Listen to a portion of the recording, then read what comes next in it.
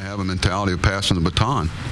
If just don't take the cheese, so to speak, because there's very few pitchers that get people out in the strike zone, especially with 2 strikes. And we saw a lot of at-bats in the spring that went from 0-2, 1-2 to 3-2 and a walk.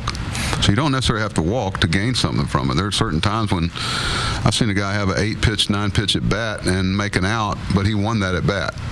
He didn't have the end game you want, but when you have a guy have to break out his whole repertoire to get through an inning. I remember Chris one time during the spring had like a 8 or 9 pitch at bat. I think he ended up striking out, but in the dugout he was talking to me about, I saw everything he has to offer in one at bat. So, and he ended up getting him next at bat. It's just, there are derivatives of everything it's hard to do though. We all talk about it, and it's hard to carry over because, when you haven't had a hit in a couple of days and you're not going to get one taking a pitch. And it's a skill they have. They want to get to it, but it takes a lot of discipline. It takes a lot of teamwork to do it. It's an ultimate, it's one of the ultimate team things when you can,